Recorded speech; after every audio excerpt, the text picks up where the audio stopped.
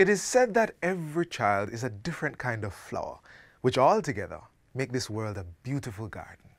Child Month 2021 may be ending, but our love and appreciation for our children transcends far beyond this 31-day period. Ensure that you do your part every day to make our nation's children feel loved, included, and appreciated. The future of our world lies within their hands. Thanks for joining us for another edition of Jamaica Magazine. I'm Theodore Henry. Stay tuned.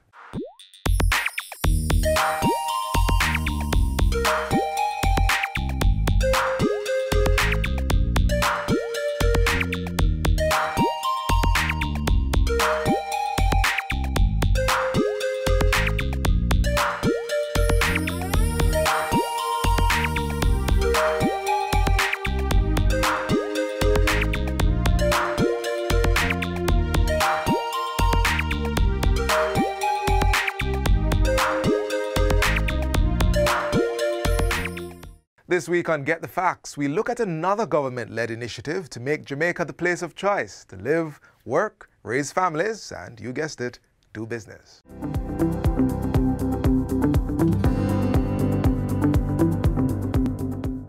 Welcome to Get the Facts, the program that provides you with information on government's policies and initiatives. I'm your host, Enthros Campbell.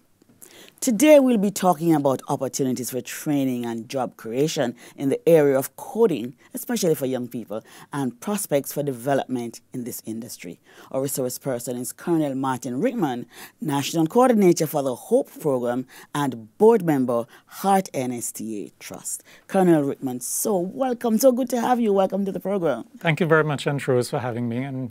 Good, and I'm happy to talk about this program today. Tell us, so the Amber Group and Heart NSTA Trust have come together to form this academy that will help train young people in coding. First, tell me why coding and tell me about the initiative. Okay. So, first of all, coding is, and let me just acknowledge first that I'm no expert in this field to start with. I do youth engagement and so on, and I'm always looking for opportunities for youth. Coding is about a language that computers understand, if I can put it in my layman's terms. Yes. And the language of coding, which there are a number of computer languages or coding languages, is the process of coding is the art of giving the computers instructions that it will do what you want it to do. Right. Yes. And coding is applied to pretty much anything that is electronic based nowadays, and it is infused in all of our everyday lives. In the modern average person would have a smartphone. It would have been coders who would have inputted the basic information that told the smartphone how to work when you gave it any inputs, i.e. you punched in information or typed in numbers and so on. Everything from new modern cars, and in fact the future of cars is all going to be about computerized machines, and coders are going to be there to input the information to explain to the instrument, or the car in this case, how it should perform given what set of circumstances. Right, So you may not realize how much coding has impacted your life and your viewers who are watching. Right. Think of your smartphone, think of your smart TV, think of when you drive on the street and the traffic lights that are controlled by computers. Think about when you go into supermarkets and certain instruments that are used to record you and so on. Coding, really and truly, is now everywhere. So that's really what this is about. This represents a huge marketplace globally, and this is an opportunity for us to especially find the young persons who, we know that young persons are more tech savvy these days and so on, to get them formally trained in this area. You can call it coding, software development, computer programming, that they are potentially employable now in the global marketplace for this line. Right. But how did you come up with the partnership, Amber and Heart NSTA Trust? Okay, so it started when the Amber Group, who is so Amber is a company that is already doing quite a lot of coding and worldwide for worldwide conglomerates already. Yes. They're a Jamaican-based company started by a gentleman by the name of Dushyant Savadia, who has now become my good friend in this regard. And he approached the Office of the Prime Minister, where I work, about doing a partnership such that he could provide training for young persons to do this. So, of course, I was drawn into this mix, and it actually went perfectly along the lines of where the HOPE program and the Heart NSTA. Because I was going to ask you what is the link between the HOPE program and this program, yes. So as you had mentioned at the start, I'm a board member of the Heart NSTA Trust. Yes. I'm also the national coordinator of the HOPE program. So this fell right in line with our vision for training young persons in new and emerging skills that are required globally. Right. And why not put Jamaica at the cutting edge of technology? Right. So you have the Amber Group, you have the Heart NSTA Trust as the main partners. You have the HOPE program, who the persons are engaged under the HOPE program's modus operandi of training and internship. And then you have what is called the Art of Living Foundation, which is a global foundation for social intervention and the training of minds in conflict resolution and the softer skills. Let's call them the employable skills. So it really is a beautiful combination. Really great combination. Yes, right. This program is going to be online? It is online. So this first cohort, which we are calling a pilot, is being done as a residential course. Okay, because when we decided to start out and we're doing the first 100 like this, we have to provide the participants with computers so that they can learn this coding. The instructions itself is going to be done via online modalities, but their actual practice and so on are going to be with these computers. And so for a number of reasons, and because we're doing it for the first time, which means for us, we're also in learning mode as to how to conduct this kind of training. Remember, although we have had Jamaicans who have become coders, and there are small coding practices happening around, even in Jamaica, we're looking to now expand that significantly. So we have them being immersed in this training in a residential facility, being trained by mainly on online modality, where they're being trained by master coders from around the world. All right, let's take a break. Let's take a break now. We'll come back with more information on coding. It's the buzz now with our young people.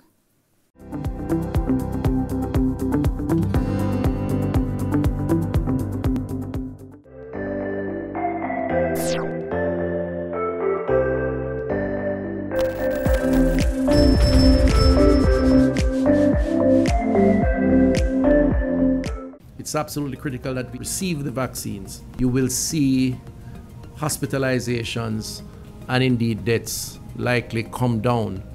And so there is a lot of value to be gained by getting as many vulnerables on board as possible. So tell your mothers, tell your aunts, listen out for yourselves if you're over 60, and take the vax, because the vax is what will help you to guard against the COVID virus, and indeed help your relatives, your friends, those who you come in contact with, for the same benefit.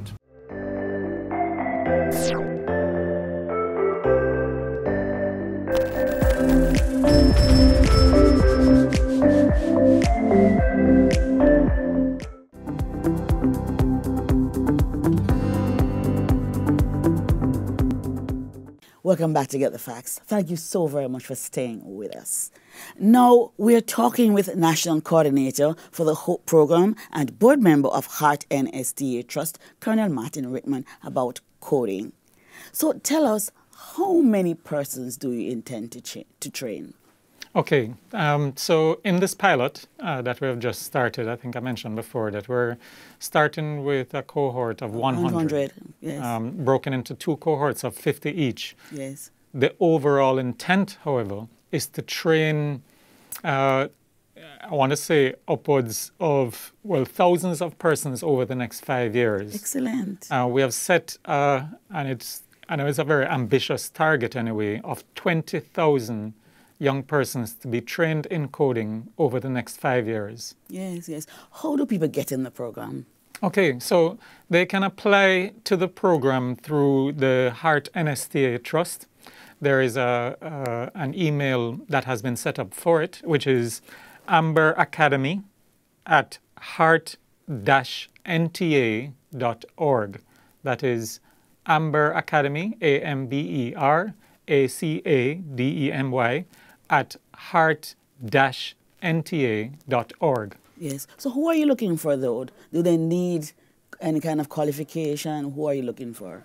Actually, the qualifications to get into coding is not as, for some of us we think it's highfalutin and, all of these qualifications. Really, you have to have an inquisitive mind, a creative mind. You have to have, I would say, basic high school diploma sort of level. You have to have a mind certainly for IT and related computer skills and so on. But you really, above everything else, you would want to have these persons to have a drive, to have ambition to be in such a program. Yes, and you're going to be giving them some kind of test at the start to decide if they qualify or not. That is correct. Yes. So when we select persons for the various cohorts, we go through certainly an initial set of interviews and so on that determines their high school passes and so on. So it's not the amount of subjects that you have will get you in or cause you not to get in. Then we take them through a psychometric evaluation, and this psychometric evaluation gives them certain sort of tests to determine their cognitive ability, their problem-solving ability, their creativity, and their innovative mindset, or the potential for them for those skills to be honed in a coding academy. Right. And so we go through that process, and then we do a final interview with a different set of persons just to make sure that where they want to go and where we want them to go is along the same path. Yes. How long is the program? The current program that we're doing, and again, we say it's a pilot program, and so we're subject to change, but right now it's set at 6 months as the initial training phase, with another 6 months of internship where they will be coding, practicing in the field of coding alongside experienced coders. So they'll actually be doing this stuff. The idea being at the end of 1 year, when we release them, they are immediately employable in the global marketplace when it comes to coding. Right. So the program that you have now going, the pilot, it's residential. This one is residential. But the other programs to follow will not necessarily be. That's correct. Since it's the pilot phase, we wanted to learn from it. So we don't anticipate, or we don't even expect that we're going to need to, or we're going to even be able to afford to have everybody, the thousands that I mentioned, to be going through a residential course. Yes. So we're taking it slowly, putting these in an immersive environment so we can get that feedback. So young people are watching this program. What advice do you have for those who are looking on now and will be planning to enter this program? What would you have to say to them? Okay, so for coding is the way of the future. It is a beautiful possibility to get into something like coding that will help to curb where you want to be in the future. And no matter where you want to be later on, no matter what your ambition is. So for instance, if you want to get into the auto mechanics world, coding is going to be an important player in that in the future. If you want to get into construction, coding is going to be an important player in construction industry in the future. So pretty much any industry that exists out there as we move into the future is going to involve some level of coding one way or the other. Now, coding obviously is not for everybody. However, to understand the principles behind coding, even at the basic levels, I think it would be a good thing. Yes. I want my children now to be involved in coding, yes, because going into the future, no matter what you get into, it could be medicine, any other field, coding is going to play a very, very important role, and already is, yes, I might yes, add. Yes. Colonel Rickman, thank you so very much for talking to us today on Get the Facts. It was really, really useful information. My pleasure, and thank you for having me.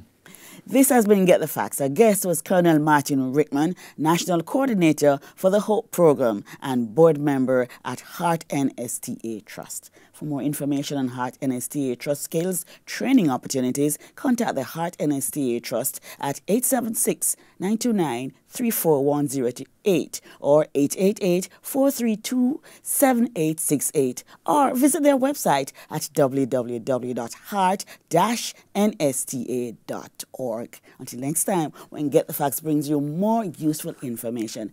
I'm Rose Campbell. Thanks for watching and best wishes on your pursuit to self-growth and development.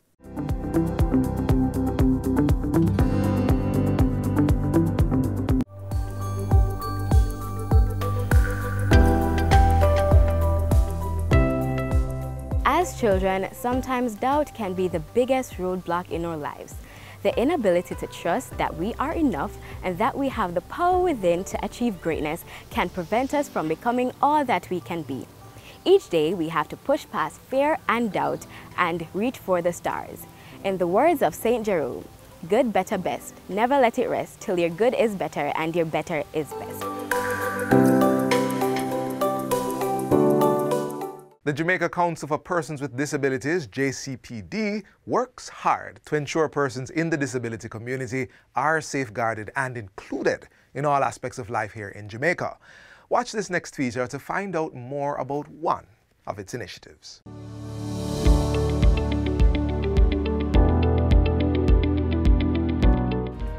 What is a screen reader? A screen reader is a piece of assistive technology that captures information from your screen and converts it to speech or as braille on a braille display. Are there different types of screen readers? So for the Windows-based computers, there are 3 types of screen readers that are used. There's the most famous one, JAWS, Job Access with Speech.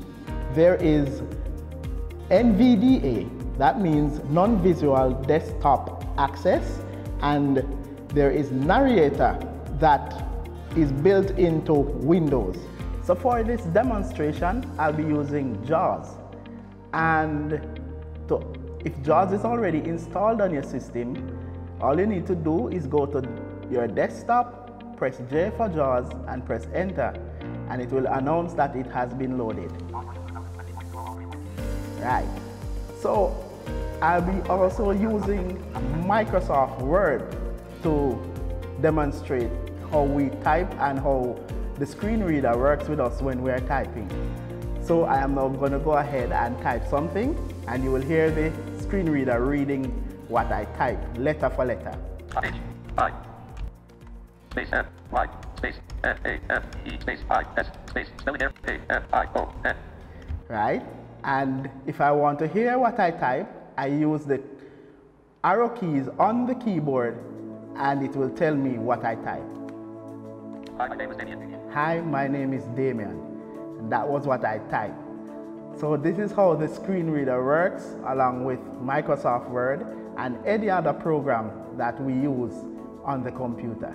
Also, for our mobile devices, yes, they too also have screen readers. So for the iOS, there's one called VoiceOver. And on the Android-based system, there is Google TalkBack, and Samsung also has their own screen reader that is called Voice Assistant. So for this demonstration, I'll be using Google TalkBack on a mobile phone. And how the screen reader works is if I put my finger anywhere on the screen and there's an icon there, then the screen reader will announce that icon. Let's try this. Chrome. Double tap to activate. Double tap and hold to long press. Actions available. Use swipe up then right to view. Okay, so the icon that I touched was Chrome. And after it mentioned that I touched Chrome, it gave me some actions that I could carry out. So if I double tap, it would have opened Chrome. And it also gave me some other actions that I could carry out if I wanted to. Where can screen readers be accessed? Well, for the computer, you can purchase JAWS. It's quite expensive. It's about $1,200 US for the package. You can purchase it from Freedom Scientific. Also, for the mobile devices, once you purchase the device, the screen reader comes built into the device. So all you have to do is go into the accessibility settings and turn it on. What is a white cane? A white cane is a device that is used by both blind and visually impaired persons to navigate their way in any open space. How the white cane works is that you extend the hand with the cane out in front of you, and while walking, it will pick up surfaces and obstacles that may be in the way. Where can white canes be accessed? If you're blind, you can purchase a white cane at the Jamaica Society for the Blind for $3,000. What is a prosthesis? A prosthesis is a device used to replace a lost limb. Are there different types of prosthesis? Some of the different types of prosthesis would be upper limb, below knee, and above knee. This is an example of an above knee prosthesis. The components here: socket, a liner that goes in here, which is this part, which is this, a flexible knee, stainless steel titanium pylon, foot shell, carbon fiber blade. Those are the components for a prosthesis, above knee. Yes? I'm going to show you what below knee prosthesis is. Here we are. Again, this is your liner, which fits onto your stump. This is the below knee. Fits onto the stump, fits into the socket, which is this. Pylon, carbon fiber shell. Tips to care for your prosthesis. Normal cleaning tips to take care of the prosthesis would be cleaning it with a non-abrasive cleaner, such as a hand soap. And that's basically what it is. Normal adjustments and things like that will be done by our prosthetic technician at the clinic. The other part of it is easy. It's a snap in, snap out, and he's going to show you how he takes it off. So go ahead, take it off. Comes off. This is your leg. Puts it back on.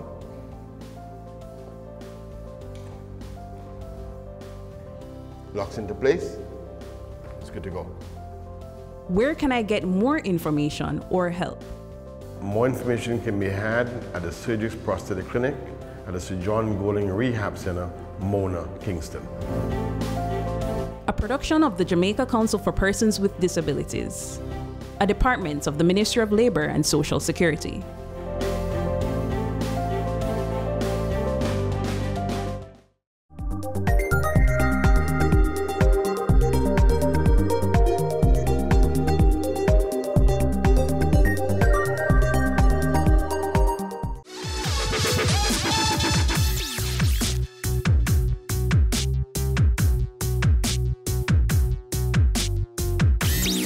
A cyber attack is an assault launched by cybercriminals using one or more computers to cause disruption against a single or multiple computers and even networks.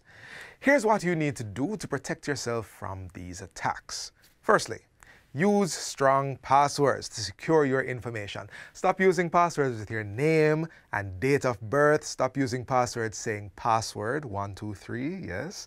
Those are easy to predict and it makes you an easy target for hacking.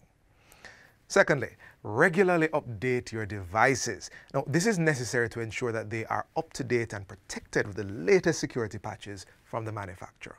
Thirdly, be careful when using free public Wi-Fi. Now, though this may be good at times, we're all connected, you still have to make sure that when using it, you are not sharing any form of passwords or other personal data.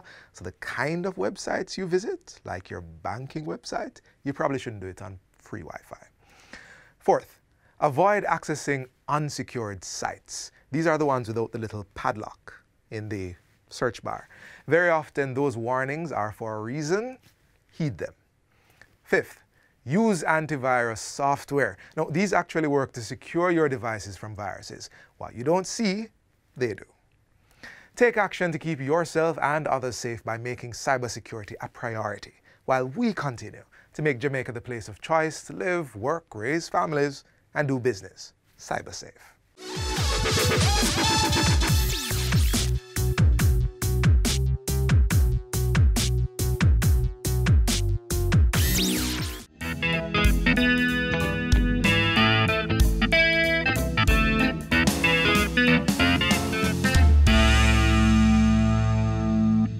This is where the magazine ends for today, but if you would like to see more content like this, visit our YouTube page. We also have all the latest news and updates on our social media pages and on our website, which you can find at jis.gov.jm. On behalf of the entire production crew, I'm Theodore Henry. Thanks for watching.